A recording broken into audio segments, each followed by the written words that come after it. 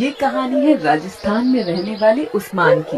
लगता है कि बेगम इस साल भी बारिश नहीं होगी। अल्लाह के लिए ऐसा ना कहे, अगर बारिश नहीं होगी तो हम अनाज कैसे उगाएंगे। हमें पूरा साल अपने लिए अनाज उगाना होता है और लोगों के लिए भी, ताकि अनाज का कुछ हिस्सा हम अपने लिए रख सके और कुछ दे सके। अगर बारिश ना हुई तो हम सब हलाक हो जाएंगे। सही कहा बेगम। अरे ये राहिल कहाँ गया? वो देखो तुम्हारा बेटा धूप में ही फावड़ा चला रहा है। अरे बेटा, धूप से छाव में आ जाओ, अभी तुम बड़े नहीं हुए हो। जब बड़े हो जाओगे तब ये करना। ठीक है बाबा जान, मैं आ रहा हूँ। बाबा जान, बकरा ईद आने वाली है, कुछ सोचा है आपने? बेटा क्या बताऊं, घर के हालात ठीक नहीं है, तो इस साल लगता नहीं कि हम बकरा ला पाएंगे। अच्छा बाबा, तो बकरी के बच्चे ही ले आइए ना। हाँ ठीक है बाबा, इतना तो मैं कर ही सकता हूँ।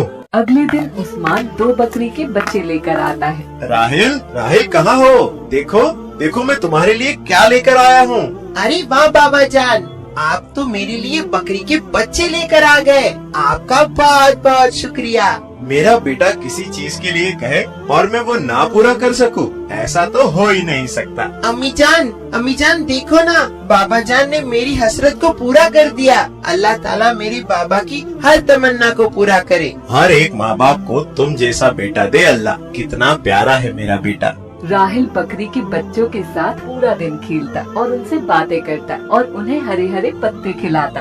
अम्मी जान, मैं इनका क्या नाम रखूं? बेटा खुद ही सोचो तुम क्या नाम रख सकते हो। अम्मी जान, तो मैं एक का नाम शेरा और एक का नाम टाइगर रखता हूँ। ठीक है बेटा, जैसा तुम चाहो। वक्त कैसे पंख लगाकर उड़ जाता है पता ही नहीं चलता। चलो शेरा, बहुत दिन हो गए, आज हम लोग जंगल चलते हैं और वहाँ पर आम के पेड़ है। हम मजे से तीनों आम खाएंगे। बेटा वहाँ नहीं जाना, वहाँ तो टूटा हुआ पुल पड़ता है। रास्ते में वो नदी बहुत तेज बहती है, अल्लाह ना करे कुछ हो गया तो मैं क्या करूँगी। अरे अम्मी जान, आप फिक्र ना करिए, मेरे साथ साथ मेरे दोनों भाई लोग हैं ना, मुझे संभालने के लिए। राहिल, शेरा और टाइगर जंगल के लिए जाते हैं। रास्ते में पुल पड़ता है जिसके नीचे नदी बहुत तेज बह रही होती है। अरे टाइगर, शेरा, ये नदी का बहाव तो बहुत तेज है और ये पुल भी काफी पुराना लगता है। क्या हमें वहाँ जाना चाहिए? अरे मुझे तो आम के नाम से मेरे मुंह में पानी आ रहा है। मैं तो भाई जाकर ही रहूँगा। तुम दोनों जाओ या ना जाओ। अरे शेरा, जिद ना करो, अम्मी जान ने जाने को मना किया है, इसीलिए तुम दोनों की जिम्मेदारी मुझ पर है। शेरा दोनों का कहना नहीं मानता और पुल की तरफ बढ़ने लगता है। पुल काफी पुराना होता है जो आवाज करने लगता है। शेरा के वजन से शेरा आगे बढ़ता है। शेरा, शेरा, शेरा वापस आ जाओ, वहाँ जाना खतरे से खाली नहीं है। शेरा राहिल का कहना नहीं मानता और आगे बढ़ता जाता है। तभी शेरा कुछ दूर चलने के बाद उसकी टूटी हुई लकड़ी पर पैर पड़ता है, जिससे शेरा नीचे गिर जाता है। शेरा चिल्लाते हुए, मुझे बचाओ, टाइगर, राहिल। शेरा पानी में गिर जाता है। नदी का तेज बहाव होने के कारण शेरा बहुत दूर चला जाता है। टाइगर और राहिल जोर जोर से रोने लगते हैं। मेरा प्यारा शेरा, मैंने मना किया था, फिर भी तुमने मेरा कहना नहीं माना। मैं अम्मी जान को अब क्या जवाब दूंगा? टाइगर, अब बताओ ना, हम अपने भाई को कैसे वापस लाएंगे? उसको तो हमने खो दिया, अब मैं अम्मी जान और बाबा जान को क्या मुंह दिखाऊंगा? या अल्लाह, मेरे शेरा को वापस लौटा दे। मैं अब रोज नमाज पढ़ूंगा और तेरी इबादत करूंगा।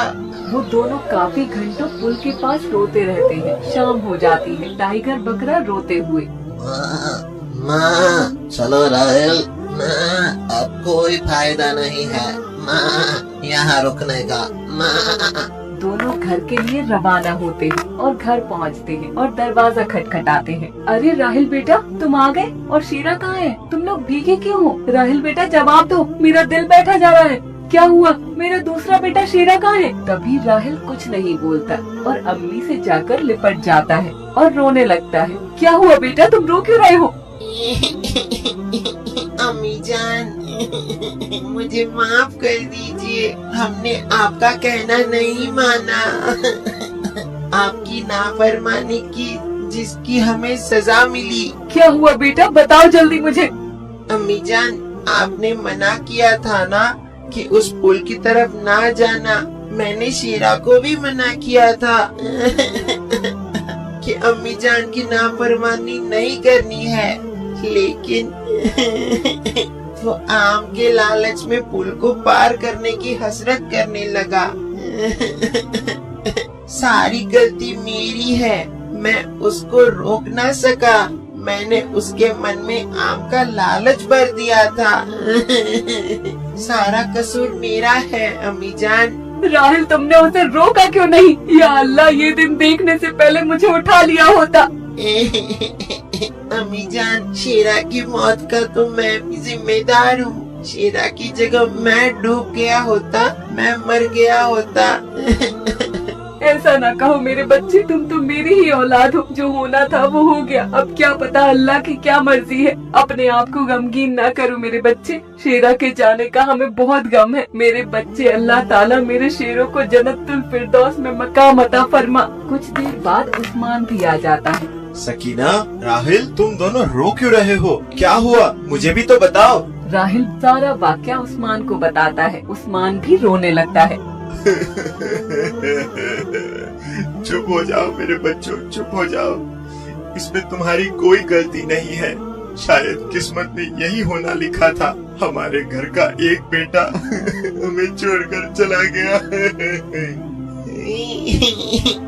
टाइगर, अब तो मुझे छोड़कर कभी मत जाना।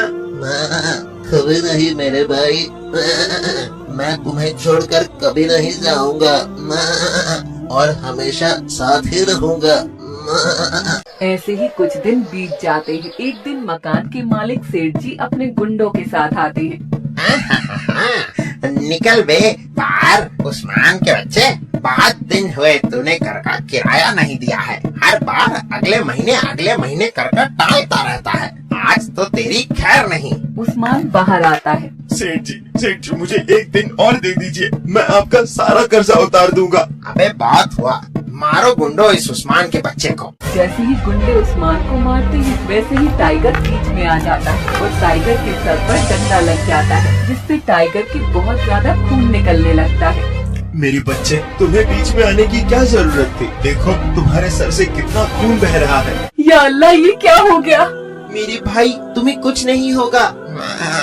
बाबा जान, आप मुझे बेच दीजिए ताकि आपकी गरीबी दूर हो जाए और इस सेठ का कर्जा भी अदा हो जाए।